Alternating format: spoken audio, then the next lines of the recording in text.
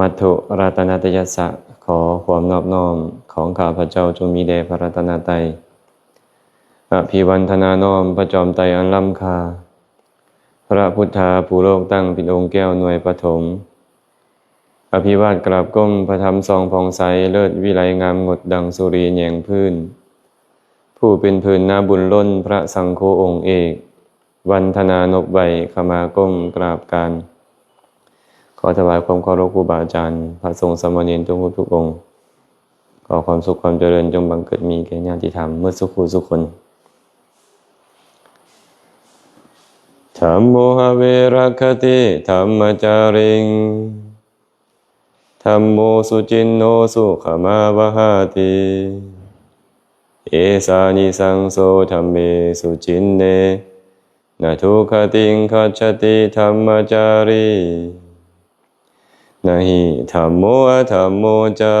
อุโภสมะวิภากิโนอะธัมโมนิระยังเนติธัมโมปาเปติสุขติง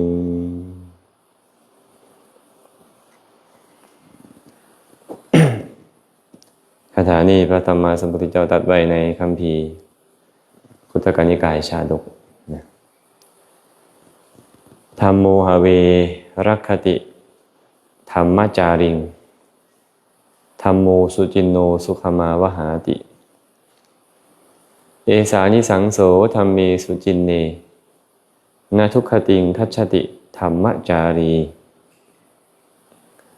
นะหิธัมโมอะธัมโมจะอุโภสมะวิปากิโนอะธัมโมนิระยังเนติธัมโมปาเปติสุขติงพระพุทธเจ้าตรัสไว้แบบนี้นะก่อนจะอธิบายความหมายของพุทธพจน์ก็ขออนุโมทนาบุญนำก่อนแม่ข่าวเมื่อสักครู่สุคนแม่ตู้เสียงขวางก็มาบางทีเนาะเพราะว่าบ่เห็นเพิ่นโดนแล้วได้นี่แม่ตู้เสียงขวางเหลือกันจักคนเดี๋ยวนี้แม่ข่าวประมาณ10เนาะแล้วก็สิหน่อยลงได้บ่เนี่ยอากาศหนาวเข้าเขาก็อยากไปกอดหมอนอยู่เฮือนสิเริ่มหนาวออกพรรษาลาพระเจ้าโวหารนี่บ่ผิดเด้นี่ ออกพรรษาลาพระเจ้าครูบาอาจารย์ก็ว่าจะออกพรรษาปุ๊บซิกรถบางองค์ก็ได้ออกพรรษาปุ๊บก็ซิกเลยหลายๆวัดนี่ก็เป็นแบบนี้เคยมีคนมาถามอาตมาว่าเป็นยังอาจารย์ครูบาอาจารย์วัดเฮานะแล้วว่าซิกดีเพิ่นว่าพระ4-50องค์ซิก2-3องค์เขาว่าซิกดีนะครับ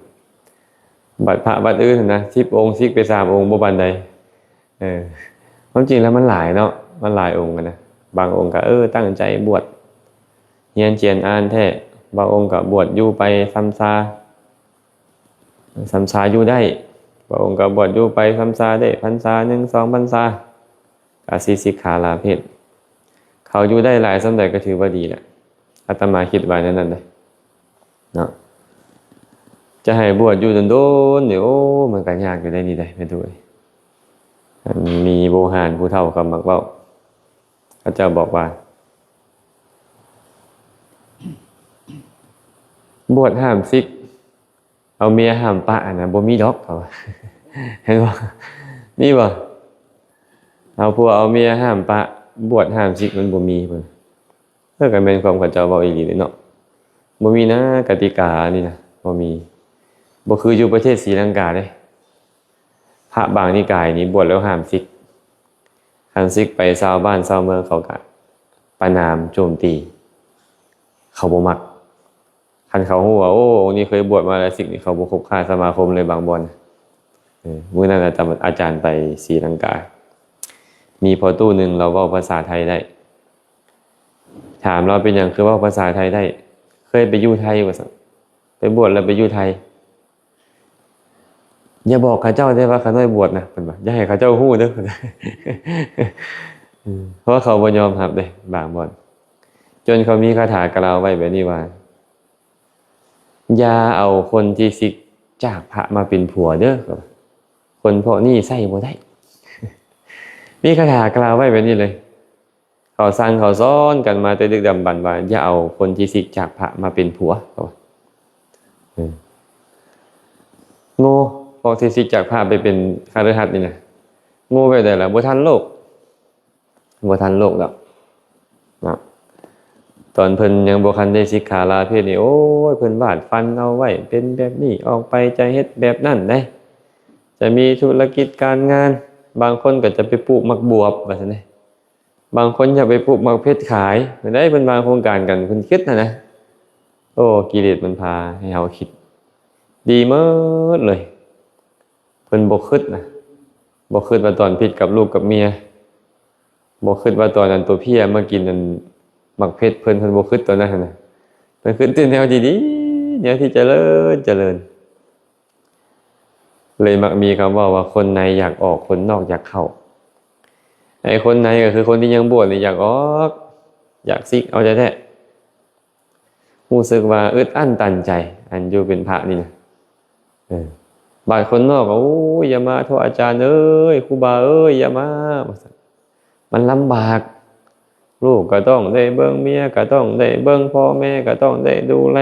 ธุรกิจการงานบ่เฮ็ดก็บ่ได้เมื่อนั้นมีพ่อออกคนหนึ่งมาลมกับครูบาลินแล้วเราพาเขามากราบอาจารย์ก็เลยถามเราว่าอยากบวชบ่โอ้ยอยากบวชเพิ่นเป็นยังคือบ่บวชตอนน่ะคาลูกคาเมียเพิ่นมีลูกน้อยเลยเด้เมียก็มีว่าซั่นเอาตกลงคาลูกคาเมียหรือคาใจเจ้าหั่นเดี๋ยวนี้สรุปแล้วคาใจว่าซั่นบ่อยากเห็นเมียลำบากบ่อยากเห็นลูกลำบากก็ต้องดิ้นรนเพิ่นว่าไปรับจ้างได้มื้อละเท่าใดแล้วแต่บางมื้อก็200,000บางมื้อก็300,000แต่บ่กุ้มกินดอกอาจารย์เอ้ยเพิ่นว่าบ่กุ้มกินมันลำบากอยู่ทางโลกนี่เงินแสนนี่ซ้ำเงินพันเดี๋ยวนี้เนาะอยู่ตัวเนาะมันแทบจะบ่มีค่าอีหยังเลยแหละการสั่นคนในพัดอยากออกคนนอกพัดอยากเข้าคนนอกเห็นโทษเห็นทุกข์ของความเป็นคฤหัสถ์เห็นของการอยู่ครองเรือนว่าโอ้ยมันลำบากบ่แม่นแต่ลำบากแต่ทางกายเด้ลำบากใจนะมันลำบากใจครูบาอาจารย์ผู้บวชอยู่ในบวรพุทธศาสนาคือกันยากซิกโดยเฉพาะผู้บวชแต่น้อยแต่นี้เนาะตอนใหญ่ขึ้นมาเลยยากซิกไปเฮ็ดหยังล่ะก็คือบ้านน่ะบาดฟันเอาไว้แต่เป็นหยังคืออยากซิกเนาะบ่มีธรรมะบ่เป็นอย่างอื่นเลยบ่มีธรรมะเมื่อบ่มีธรรมะบ่สามารถรักษาใจได้นี่ก็ยากซิกตรงนั้นแหละเห็นประโยชน์ของการซิกไปหมดประโยชน์ของการอยู่นี่หายไปหมดเลยอันหัวหน้านี่ก็มีส่วนอันนี้ก็ได้หัวหน้าบ่มีธรรมลูกน้องก็เลยบ่มีธรรมไปตามได้ไม่ออกเลยคันหัวหน้ามีธรรมะลูกน้องก็มีธรรมะผู้ตามก็มีธรรมะอาตมานึกถึงคำเว้าของผู้เฒ่าโบราณเพิ่นเว้าแบบนี้ได้ยินเสียงเทศน์เสียงธรรมใจมันก็เลยห้าวคิดถึงเขาเฮาตั้งแต่กี้กับเดี๋ยวนี้มันต่างกันแต่ก่อนนั้นคนเฮาก็ฮักแกนแพงกันดีแล้วความสัมพันธ์มันหลายฝ่ายพงพันเสื้อสิไปเหนือหรือใต้ไปใสกะมวลซืนบ่มีเงินบาทเบี้ยทางท่องก็อิ่มเต็มแท้แล้ว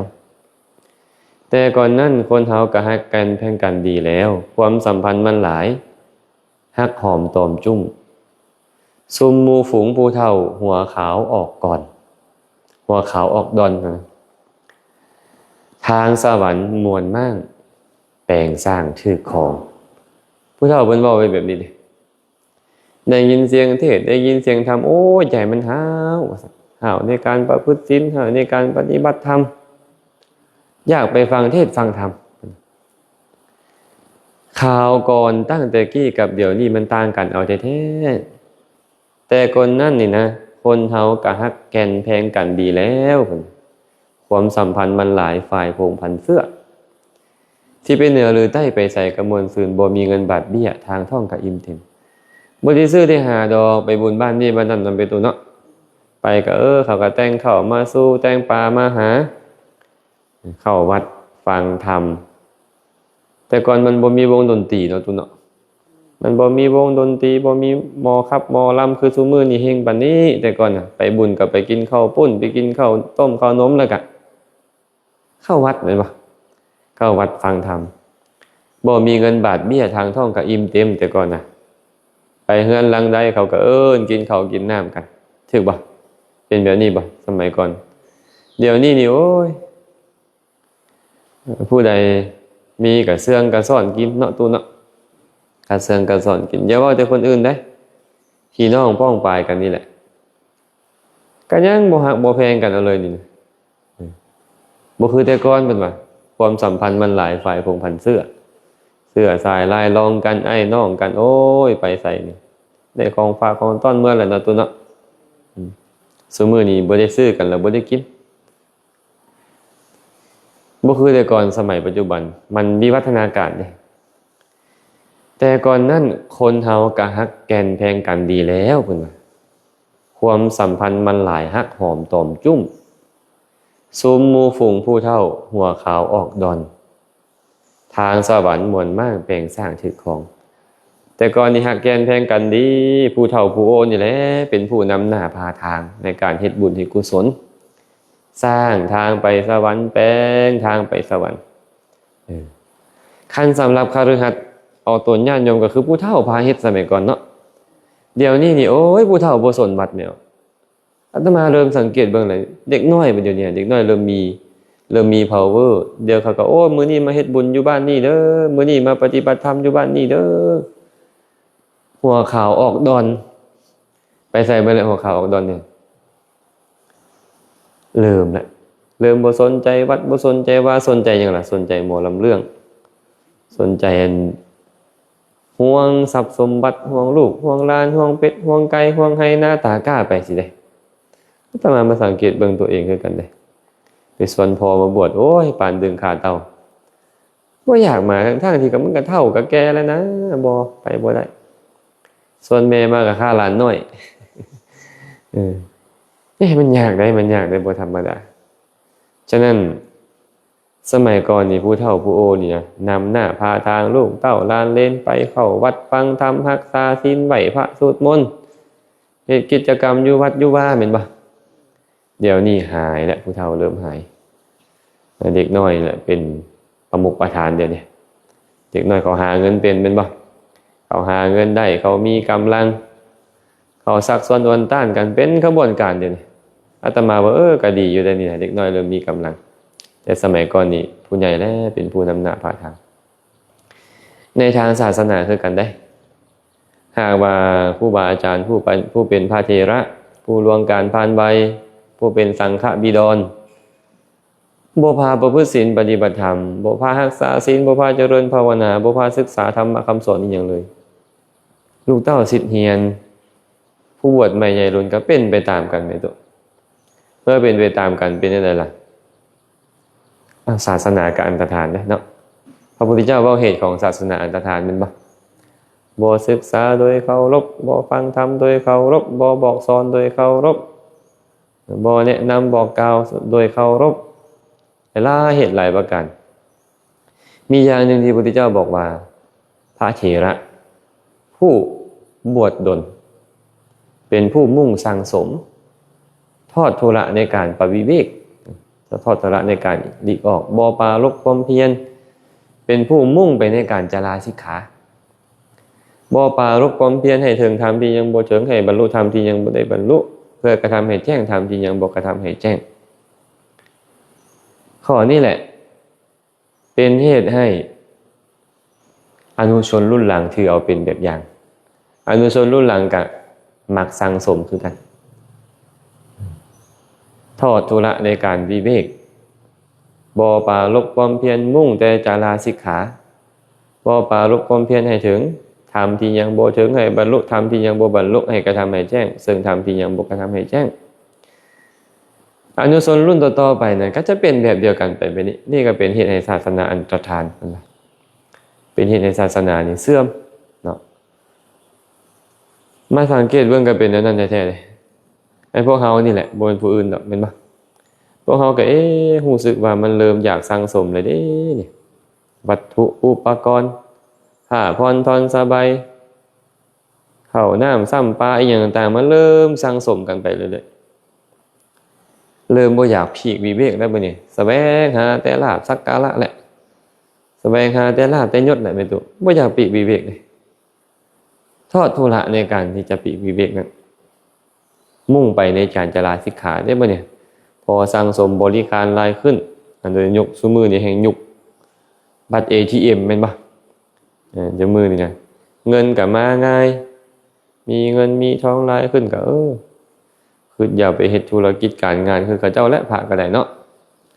เริ่มอยากจะลาสิกขาแต่ยังบ่คันสิกนะก็ยังเฮ็ดธุรกิจนั่นน่ะเดี๋ยวนี้นะซื้อสายแขนมาราคา 10,000 กีบแม่ดูมันทักออกไปนิดนึงโอ้ยไปแจกได้บัดนี้เนาะบ่ให้บูชาแหละนะเส้นละ 10,000 20,000ไปได้บัดนี้ไม่ดูมันเป็นการค้าไปเลยดิแม่นบ่บ่แม่นอย่างอื่นนะโดยที่สุดแต่ผ้ากฐินนี่นะเดี๋ยวนี้นะแม่นบ่อันนี้เว้าตามความเป็นจริงเด้ขนาดผ้ากฐินนี่ยังให้กันไปบูชามาถวายคือเก่านะเดี๋ยวนี้เบิ่งดูหั่นน่ะมันเป็นธุรกิจการงานกันไปเบิดแหละบางบ่อนบางที่เนาะโพสต์ลงเชิญเด้อมาร่วมงานกฐินเด้อจาคะทางออนไลน์เด้อเพิ่นว่าก็มีเดี๋ยวนี้เอาบัตรเอาอย่างเพิ่นอี QR code เนาะลงไปตามพร้อมนี่ก็เป็นไปนั่นเด้แม่ตุอย่าประกอบธุรกิจการงานคือคฤหัสถ์แล้วมุ่งไปในทางจาราสิกขาได้ป่ะเนี่ยบ่อยากจะประพฤติศีลปฏิบัติธรรมต่อไปแหละมันเป็นแบบนี้ถามว่าเป็นอย่างไรจึงเป็นแบบนี้บ่ประพฤติธรรมบ่ประพฤติธรรมเนี่ยเมื่อบ่ประพฤติธรรมกิเลสมันก็ครอบงำจิตใจเมื่อกิเลสครอบงำจิตใจที่มีกิเลสมันก็อยากจะไปเฮ็ดแบบคนที่มีกิเลสเห็นป่ะคฤหัสถ์ญาติโยมเขาเจ้าก็ธรรมดาแล้วเขาบ่ได้มีกรอบของศีลของธรรมเขาก็สามารถแสดงกิเลสของเขาออกได้เต็มที่ทางคำเว้าทางการกระทำเห็นป่ะพระมีกิเลสเราจะต่างอย่างไรจากญาติโยมนะพระก็จะแสดงออกมาทางคำเว้าทางการกระทำคือกันแหละมันก็เลยคือกันบัดนี้ต่างแต่ว่าโกนผมห่มเหลืองกับนุ่งเครื่องธรรมดาและมีผมเท่านั้นซื่อๆบางครั้งบางคราวนี่ธุรกิจพระดีกว่าธุรกิจโยมผลซ้ำได้นี่เห็นบ่เพราะว่าอย่างญาติโยมก็เชื่อดิเนาะญาติโยมก็มีศรัทธาก็เอาศรัทธาของเขานี่แหละเป็นที่ตั้งแล้วก็ขายศรัทธาเขาเจ้านี่แหละไปก็บ่ตั้งอยู่ในธรรมทุกข์ก็เกิดขึ้นเมื่อทุกข์แล้วมันก็อยากซิกพระพุทธเจ้าจึงบอกไว้เป็นนี่ว่าภิกขุทั้งหลายความทุกข์ของสมณะมี5ประการเด้อ5ประการมีอย่างใดล่ะความบ่มักน้อยสันโดษในจีวรตามมีตามได้ความบ่มักน้อยสันโดษในบิณฑบาตตามมีตามได้ความบ่มักน้อยสันโดษในเสนาสนะตามมีตามได้และความบ่มักน้อยสันโดษในคีรณะเภสัชบริการอันเกื้อกูลแก่คนไข้ตามมีตามได้สุดท้ายก็คือความบ่ยินดีในการประพฤติพรหมจรรย์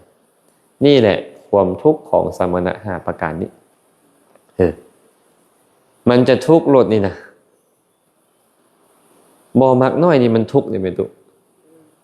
อยากได้จีวรเฮ็ดจังได๋สิได้ล่ะโอ้หั่นมีงานกฐินมีงานผ้าป่าค่อยต้องไป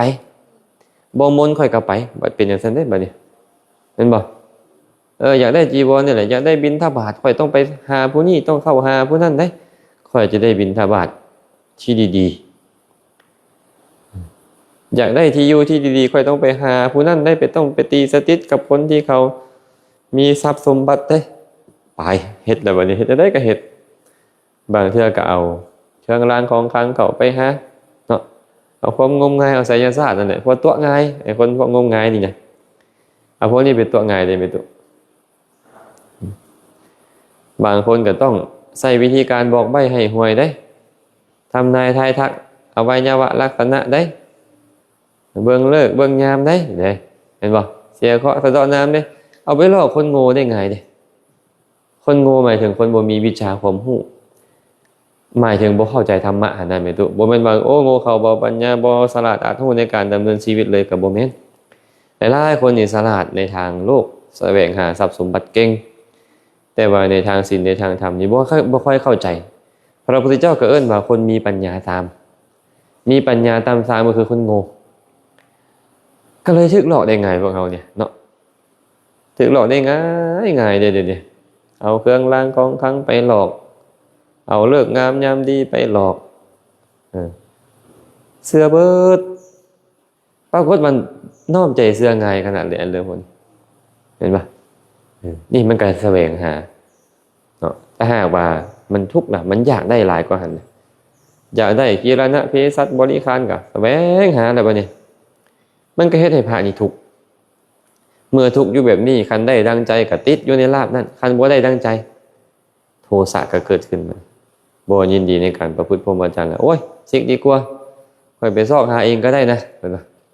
เงินกำแก้วนี่ก็ได้ที่อยู่ที่อาศัยเนี่ยค่อยกับพอซอกพอหาได้นะตอนค่อยบวชค่อยก็มีฐานะมีเงินมีทองอยู่นะเนี่ยมันคิดไปนั่นนี่ได้สุดท้ายก็อยู่บ่ได้สิกขาลาเพศไปซ้ำย้อนหยังบ่มักน้อยสันโดษบ่ได้ความสุขตรงกันข้ามได้บ่นี่ความสุขของสมณะก็มี5อย่างคือกัน1มักน้อยสันโดษยินดีพอใจในจีวรตามมีตามได้นะมักน้อยสันโดษยินดีพอใจในบิณฑบาตในเสนาสนะในกีรณะเภสัชบริขารตามมีตามได้นะ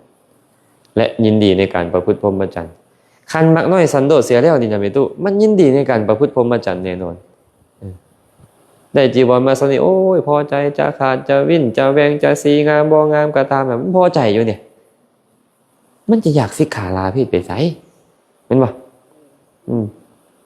พอใจในบิณฑบาตตามมีตามได้บิณฑบาตได้เข้าคำ1 2คำมาบ่หรือว่าได้อาหารวันข้าวดีก็ตามบ่ดีก็ตามมาบ่ก็ยินดีในการบริโภคสมันมันสิไปดิ้นรนอีหยังก่อนเด้เป็นบ่มันสิไปอยากสิกขาลาเพศหยังบ่มีเสนาสนะคือกันได้กุฏิดีก็อยู่ได้กุฏิบ่ดีก็อยู่ได้ห่มไม้ก็อยู่ตามห่มไม้มันก็มีความสุขมันบ่ต้องดิ้นรนอีหยัง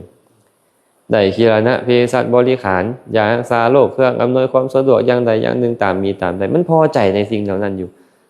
มันก็ยินดีในการประพฤติพรหมจรรย์ตามมาเมื่อยินดีในการประพฤติพรหมจรรย์ยินดีในการประพฤติธรรมอยู่มันก็มีความสุขเมื่อมีความสุขมันจะอยากหนีจากความสุขได้จังได๋มันบ่แม่นตุอาตมาเคยเห็นพระองค์นึงแม่ไปขอให้สิกขอแล้วขออีกขอแล้วขออีกก็บ่ยอมสิกนะขอเลื่อนไปก่อนสิบวชพรรษาเดียวเลื่อนไปเดือนนี้เลื่อนไปเดือนหน้าไปเลย3 ปีแม่ตุจนแม่มาให้ใช่ป่ะนี่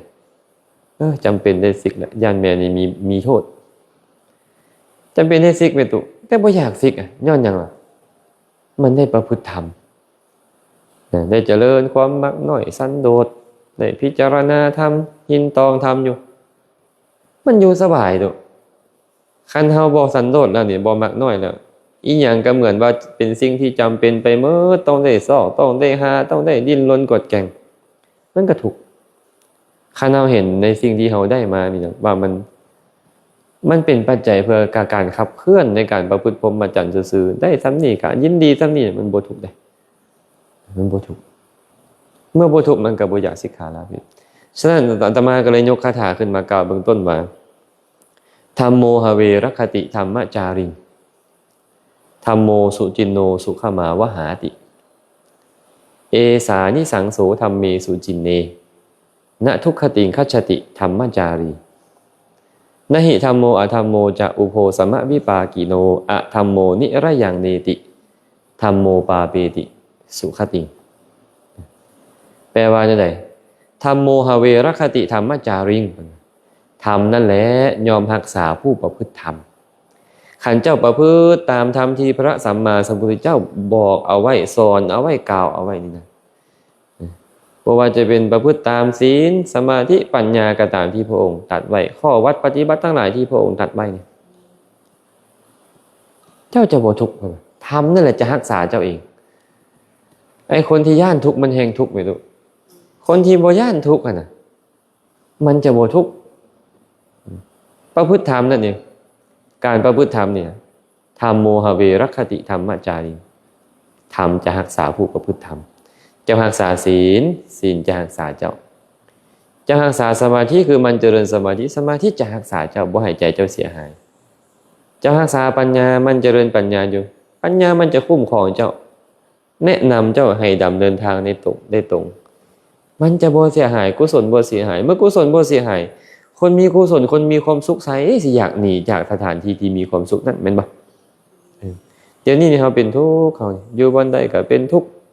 อยู่กับคนน้อยก็เป็นทุกข์อยู่กับคนหมู่มากก็เป็นทุกข์อยู่วัดป่าก็เป็นทุกข์อยู่วัดบ้านก็เป็นทุกข์เดี๋ยวนี้พวกเขานี่นะย้อนหยังล่ะโอ้มันบ่ได้แม่นบ่อยู่อาตมาเลยสอนพวกเขาเรื่อยๆว่าอย่าเฮ็ดโตเป็นเหมือนหมาขี้เหื่อนหมาขี้เหื่อนเนี่ยมันติแต่บ่อยู่กุฏินี่ก็โอ้ยคันกองล่างนั่นก็คันเทิงศาลาก็คันแล้วมันคันไปหมดอันนี้นะความจริงแล้วคันอยู่หนังเนาะเป็นตัวแกนเนาะย้อนหยังเลยเนี่ยย้อนบ่มีธรรมนี่เองบ่ประพฤติธรรมธัมโมสุจินโนสุขมาวะหาติธรรมที่คนประพฤติดีแล้วเป็นว่าธัมโมสุจินโนนี่เป็นเหตุนำความสุขมาให้คือยอมนำความสุขมาให้การประพฤติธรรมอยู่ดีแล้วมันบ่ทุกข์นะมันสิทุกข์อีหยังคนมีธรรมะในใจแม่นบ่มีเงินจักกีบจากบาทก็บ่ทุกข์บ่ต้องหาข้ออ้างเลยพวกเขานี่บ่ต้องหาข้ออ้างว่าจำเป็นต้องไปนี่เด้ก็ต้องรับเงินตัวจำเป็นต้องเข้าโรงหมอพยาบาลเด้ก็ต้องรับเงินตัวจำเป็นต้องซื้อนี่ซื้อหั่นต้องเดินทางนี่เดินทางหั่นมันก็ได้ใช้เงินตัวบ่จำเป็นต้องมีข้ออ้างเฮาประพฤติธรรมนั่นน่ะธรรมที่เฮาประพฤติดีแล้วมันนำความสุขมาเองแค่เจ้าเอ่ยขึ้นมาคนเขาก็อาสาไปส่งแล้วคันเจ้าประพฤติธรรมแม่นบ่เจ้าต้องการอาหารต้องการจีวรแค่เจ้าเอ่ยขึ้นมานะเขาก็นำมาถวายแล้วหาเจ้าประพฤติธรรมอันนี้เจ้าบ่ประพฤติธรรมแม่นบ่เจ้าบ่ประพฤติธรรมเด้พระพุทธเจ้าจึงบอกว่าหากมีความประสงค์ว่าอยากเป็นที่ฮักใคร่พอใจของเพื่อนสัพพมมาจารีอยากได้ลาภสักการะคือจีวรบิณฑบาตเป็นต้นเนี่ยให้รักษาศีลแม่ให้รักษาศีลมันเจริญสมาธิหลีกออกอยู่แต่ผู้เดียวเด้มันเจริญวิปัสสนานำอันเจ้ามีศีลมีสมาธิมีวิปัสสนาอยู่เรื่อยๆนี่นะ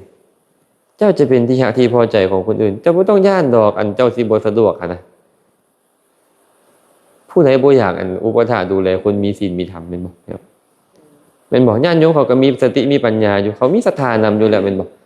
คันเจ้าประพฤติธรรมดีโอ้ยเจ้าก็บ่ต้องย่านดอกว่าเขาจะบ่มาอุปถากดูแลเจ้าท่านพระองค์เลยบอกว่าธัมโมสุจินโนสุขมาวหาติธรรมที่คนประพฤติดีแล้วมันจะนำความสุขมาให้ปัจจุบันเจ้าประพฤติธรรมเจ้ามีความสุขแล้ว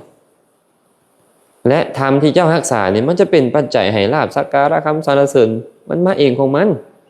คันเจ้าต้องการสิ่งเหล่านั้นเจ้าบ่ต้องไปแสวงหามันหรอกเดี๋ยวมันมาเองมันเดี๋ยวคันเขาสรรเสริญเนี่ยโอ้เมตุทองใบนี่นะประพฤติธรรมดีเลยเราบ่มักให้บ่มักโกรธเลยไปเบิ่งหน้าเราแต่ละเทื่อยิ้มแย้มแจ่มใสสมมุติจังซี่ถ้ากันย่อสรรเสริญนะตุเนาะโอ้ยไปเทื่อนี้สิเอาอันนี้ไปต้อนเราก่อนไปเทื่อหน้าสิเอาอันนั้นไปต้อนเราก่อนนี่เราป่วยปุ๊บโอ้ยสิพาเราไปหาหมอก่อนเมตุนี่เราเป็นตาหักตาแพงน่ะเรามีศีลมีธรรมเป็นบ่เมตุคันเจ้าบ่มีศีลบ่มีธรรมแล้วไผสิอยากไปดูแลเจ้าไปอุปถัมภ์เจ้ามันบ่มันก็แนวนั้นแหละพระพุทธเจ้าเลยบอกอยากมีความสุขหรือว่าธรรมที่ประพฤติดีแล้วมันเป็นเหตุให้มีความสุขในขณะที่ตัวเองประพฤตินั้นมันก็มีความสุขแล้วและผลของมันก็คือนำความสุขเข้ามาให้คือกันเห็นป่ะเอสานิสังโสธัมเมสุจินเนนี่แหละเป็นอานิสงส์ในการประพฤติธรรมนั้นอานิสงส์ในการประพฤติธรรมนี่นะทำรักษาเฮาอยู่เป็นสุขและนำความสุขอื่นมาให้ณทุกขติงคัจฉติธรรมจารีผู้มีปกติประพฤติธรรมก็จะบ่ไปสู่ทุกขติบ่ไปสู่อบายทุกขติวินิบาตนรกอีกคนประพฤติธรรมนี่นะถึงเจ้าจะร่ำจะรวยมีลาภสักการะมีคนสรรเสริญหลายมีญาติกะวงศาหลายมีทรัพย์สมบัติพัสถานยศถาบรรดาศักดิ์สูงส่งเจ้าบ่ประพฤติธรรมก็เข้าถึงทุกขติเห็นป่ะถ้าเขาประพฤติธรรมถึงเขาจะบ่มีอย่างเลยท่านคือครูบาอาจารย์ก็เอามีผ้าตามพื้นมีบาทหน่วยนึงอย่างไรก็มีพระไตรปิฎกเห็นป่ะ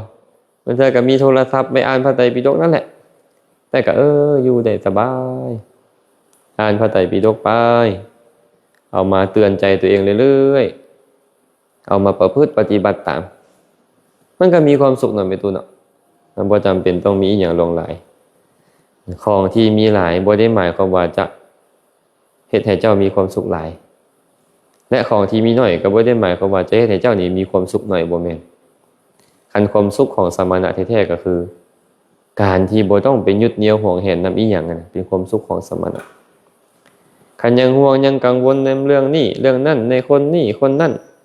ทุกข์ขึ้นมาโลดเนาะพระองค์ก็เลยตรัสต่อไปว่านะหิธัมโมอะธัมโมจะอุโภสมะวิปากิโนอะธัมโมนิระยังเนติธัมโมปาเปติสุขติงเป็นความจริงว่า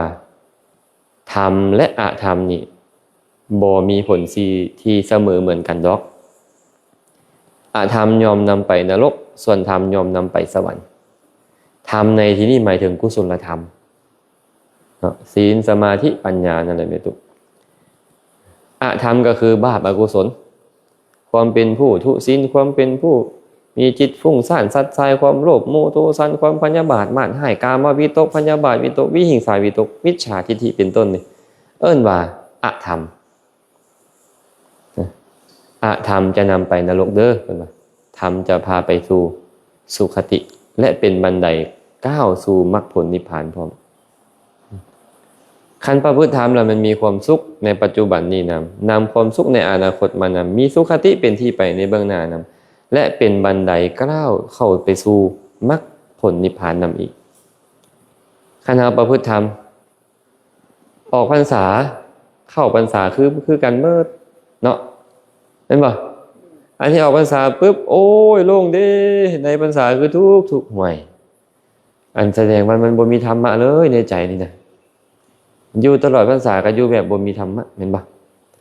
ออกพรรษาแนวใดเข้าพรรษาแนวนั้นเข้าพรรษาแนวใดออกพรรษาแนวนั้นแหละค่อยกับประพฤติธรรมของค่อยอยู่แบบนี้แหละเจริญกุศลได้เนืองๆอยู่แบบนี้คนแบบนี้คนมีธรรมอยู่ไสอยู่เวลาใดเขาก็มีความสุขได้พอไม่ออกเด้เป็นจังได๋ฮะไม่ออกอารันบ่คือเป็นจังได๋ออกพรรษาแล้วคือเก่าบ่หรือว่าโอ้ยอยากไปเกี่ยวข้าวแล้วบ่หรือจังได๋คิดฮอดทงไห้ทงนาอยากเกี่ยวข้าวพุ่นบ่หรือจังได๋หลายๆคนเป็นแบบนี้เนาะครูบาอาจารย์ก็เริ่มลงข่าวเด้คันผู้ใดเสพโซเชียลก็ได้สิกขังปัจจักขามิเพิ่นว่าหิหิติมังทาเลทะข่อยขอบอกคืนสิกขาจงทรงจำไว้เด้อข่อยเป็นคฤหัสถ์ตั้งแต่บัดนี้เป็นต้นไปเขาว่าเขาโพสต์ลงโซเชียลแล้วเนาะพวกเขานี่เว้าแต่ตอนเรียนก็พอพวกเขาบ่ต้องใช้เว้าแต่ตอนเรียนฮู้ซื่อๆว่าวิธีการลาสิกขาเป็นแบบนี้แล้วบ่ต้องใช้หั่นนะเอาไว้ใช้ตอนตายแล้วเนาะแม่ตุเอาไว้ใช้ตอนตายแล้วมีคนถามอาตมาบอกว่าโอ้ออกพรรษาที่18แล้วได้นี่ได้ผ่านไป18พรรษาแล้วได้นี่ก็เลยว่าสินะเขาก็เลยบอกเขียนเข้ามาว่าสถานีต่อไปแม่นหยังเพิ่นว่าก็เลยบอกว่า19 20 21ไปเลยหั่นแหละคันบ่ตายก่อนตายมี2แบบเด้เนาะตายจากโลกนี้กับตายจากเพศนี้มันมีหลายแบบได้คือเขาพยายามอยู่ก็พยายามเอากรอบของศีลของธรรมนั่นแหละมาพยายามเฮ็ดให้เฮาอยู่อาตมาก็พยายามบอกตัวเองตลอดเลยคันว่าอยู่นี่ก็ต้องอยู่แบบมีศีลมีธรรมได้คันอยู่แล้วบ่มีศีลบ่มีธรรมก็จะบ่อยู่อาตมาบอกทีเลยบอกกับตัวเองไปนี่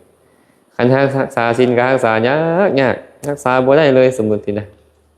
เจริญสมาธิก็บ่เจริญนี่หยังเลยวิปัสสนาปัญญามันก็บ่เกิดเลยนี่นะจิตใจฟุ้งซ่านเดี๋ยวกามวิตกเดี๋ยวพยาบาทวิตกเดี๋ยววิหิงสาวิตกครอบงำอยู่ตลอดเวลานี่อยู่มันก็บ่มีความหมายเด้เนาะตุเนาะเห็นบ่ก็เลยบอกตัวเองว่าจะพยายามอยู่ให้ได้และต้องอยู่แบบดีด้วย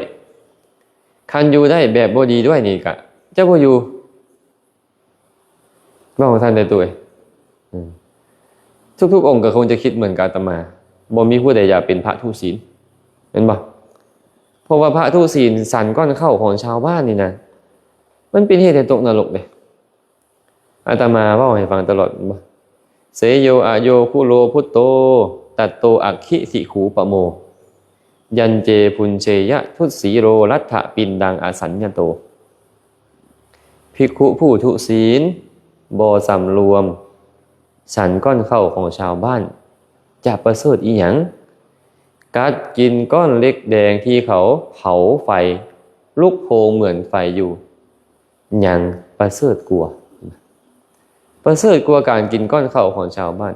เพราะเหตุใดล่ะกัดกินก้อนเล็กที่เผาไฟฮ้อนๆแดงๆน่ะมันจะเฮ็ดให้เจ็บปวดปานตายหรือถึงแก่ความตายได้แต่จะบ่เข้าถึงอบายทุกขติวินิบาตนรกย้อนกัดกินก้อนเล็กเผาไฟแดงๆนั้นแต่บุภิกขุสามเณรก็ตามเนี่ยผู้ทุศีลเนี่ยกัดกินก้อนข้าวของชาวบ้านที่เขาถวายด้วยศรัทธาหามาด้วยหยาดเหงื่อแห้งกายก่อนจะได้เข้าน้ำซ้ำปากมาถวายด้วยศรัทธาถึงมันจะแซ่บอยู่ดอกอันตอนกินนะแต่มันจะเข้าถึงอบายทุกขติวินิบาตนรกเพราะการกัดกินก้อนข้าวของชาวบ้านที่เขาถวายด้วยศรัทธานั้นบ่มีผู้ใดอยากเอาชีวิตมาแลกกับนรกเลยนะตุเนาะบางคนก็มาคิดแหละว่าเป็นคฤหัสถ์ข่อยก็บ่ต้องตกนรกย้อนนี่นะข่อยบ่ต้องตกนรกย้อนกินข้าวชาวบ้านข่อยก็ไปหากินเองมีพระองค์หนึ่งฟังอาจารย์เทศเรื่องนี้แหละบ่ไหวอยากซิกว่าซั่นบ่ครอบ2เทื่อ3เทื่ออยากซิกซิกซะเทื่อที่1เทื่อที่2ก็ห้ามอยู่เทื่อที่3ก็เอาตามสบายแต่บ่ให้ซิกอยู่นี่ได้ให้ไปซิกอยู่บนอื่นคันซิกอยู่นี่ไอ้จัวน้อยอยากซิกนำมันเป็นเสื้อได้มั้ยว่าเห็นผู้อื่นซิกดีใจมันแป๊วแล้วได้ถ้าอาตมาก็เลยบ่ค่อยให้ไปให้ผู้ใดซิกอยู่นี่นอกจากว่าผู้บวชตัวข้างตัวคราวแล้วซิกคันบวชโดนๆนึงแล้วบ่ให้ซิกอยู่เนี่ยให้ไปซิกอยู่บนอื่นบ่อยากให้ครูบาอาจารย์เห็นแล้วใจเขาแป้วบางคนปรารภแบบนี้อีดีได้มั้ยคันเฮาซิกไปเป็นคฤหัสถ์เฮารับจ้างรับบายกินข้าวตนเองเสื้อผ้าอาภรณ์ก็หานุ่งเองที่อยู่อาศัยก็มีกระตูบน้อยหลังนึงอยู่ก็ยังหาอยู่เองแล้วมันบ่ต้องเข้าถึงอบายทุกขติวินิบาตนรกนอนนี่นะศีลก็รักษาแต่5ข้อนึงเห็นบ่บางครั้งบางคราวมื้อรับวันศีลก็รักษา8ข้อหรือ10ข้อตื่มซื่อๆไม่บ่ได้เข้าถึงนรกย้อนอันนี้เป็นพระละศีลเป็นหลายพันข้อมาในปฏิโมกข์ซื่อๆก็ยัง200กว่าข้อแล้วรักษาบ่ได้ข้อนึงแล้วตกนรกนี่ห่วยก็บ่อยากแลกคือกันในตู้เนาะแต่ว่าคันเจ้าประพฤติธรรมเจ้ารักษาธรรมก็จะรักษาเจ้าประพฤติธรรมอยู่นี่เจ้าก็จะบ่ผิดศีลจักข้อเลยคันเจ้าประพฤติธรรมอยู่เห็นบ่แต่ว่าเฮาบ่ประพฤติธรรมเดี๋ยวนี้เฮาปล่อยให้กามวิตกครอบงำปล่อยให้พยาบาทวิตกครอบงำวิหิงสาวิตกครอบงำอยู่ก็เฮ็ดตามวิตกเหล่านั้นมันก็เลยเป็นเหตุให้ทุศีลในสมาธิมันก็หายวิปัสสนาปัญญาก็หดไปเกิดขึ้นบ่ได้คือกันคันเจ้าประพฤติธรรมอยู่แล้วศีลเจ้าก็มีสมาธิก็มาวิปัสสนาปัญญาก็เกิดมันก็อยู่ง่ายเนาะมันก็บ่ต้องลงละเมิดสิกขาบทอีหยังเป็นแบบนี้เนาะพระองค์เลยบอกว่าอะธัมโมนิระยังเนติอะธรรมพาไปนรกเด้ออะธรรมนี่เด้อความทุศีลความเป็นผู้เสื่อมสมาธิบ่มีปัญญาเป็นต้นนี่ธัมโมปาเปติสุขติงส่วนธรรมคือกุศลธรรมนี่นะศีลสมาธิเป็นปัญญาบ่ทานศีลภาวนาบ่เราเนี่ยมันจะพาไปสุขติโลกสวรรค์ถ้าหากพวกเราประพฤติศีลปฏิบัติธรรมอยู่นี่ก็จะบ่เป็นเหตุให้พวกเราเคลื่อนจากพระสัทธรรมคันเจ้าบ่ประพฤติธรรมนี่เคลื่อนจากพระสัทธรรมแน่นอนพุ่นจังได๋เจ้าก็จะเคลื่อนจากสัทธรรมบ่มื้อหนึ่งกับมื้อหนึ่งเจ้าจะต้องคาดเคลื่อนจากพระสัทธรรมเอาแล้วตอนนี้เจ้าอาจจะต้องอาบัติเล็กน้อยสั่งสมไปเดียวก็โอ้ยอาบัติใหญ่ก็ยามันบ่เป็นหยังดอกสุดท้ายแล้วก็ต้องเคลื่อนจากศาสนานี้มันเป็นโทษของมันอยู่อาจารย์ครูบาอาจารย์บ่อยากเคลื่อนจากพระสัทธรรมก็ต้องพากันประพฤติธรรมหัวหน้าหัวตาก็ต้องพาประพฤติอีกได้นี่ได้คันบ่มีหัวหน้าหัวตาพระผู้นำพาประพฤตินี่ก็โอ้ยากอีกแหละเนาะผู้ตามก็บ่ฮู้ว่าสิตามแนวใดแม่นบ่อันซั่นพวกเราก็เลยต้องมาร่วมแรงร่วมใจกันเป็นว่าเป็นกำลังใจให้กันประพฤติธรรมเป็นกำลังใจให้กันพากันเดินจงกรมนั่งสมาธิไหว้พระภาวนาถ ตอนศึกษาทำเฮียนธรรมะคำสอนก็ศึกษาตอนท่องบนสาธยายก็ท่องบนคันธรรมะอยู่ในใจพวกเฮาอยู่เนืองๆอยู่เนืองๆนี่นะพวกเฮาก็จะบ่เคลื่อนจากพระสัทธรรมกันเฮ็ดจังได๋ดีล่ะจะบ่เคลื่อนจากสัทธรรมนอกจากการประพฤติธรรมอันอื่นบ่มีเนาะท่านก็ฝากไว้นะอยากให้ธรรมะรักษาก็ต้องประพฤติธรรมเมื่อประพฤติแล้วจะมีความสุขละโลกนี้ไปแล้วก็บ่เข้าถึงอบายทุกขติวินิบาตเนาะก็ฝากธรรมะสั้นๆเอาไว้มื้อนี้ขอจบการกล่าวธรรมะลงเพียงเท่านี้ขออนุโมทนาบุญนำพอแม่ขาวพ่อขาวที่ได้สละเวลามาร่วมกันหุงหาข้าวปลาอาหารถวายแก่พระเจ้าพระสงฆ์ขอให้บุญกุศลทั้งหมดจงเป็นปัจจัยอำนวยอวยชัยให้ทุกคนทุกท่านจงได้ประสบพบเจอแต่ความสุขปราศจากทุกข์ทั้งปวงหากปรารถนาสิ่งหนึ่งประการใดอันเป็นไปในทางที่ชอบประกอบด้วยธรรมแล้วก็ขอให้ความปรารถนาของทุกคนทุกท่านจงสำเร็จโดยทั่วกันทุกท่านทุกคนเทอญ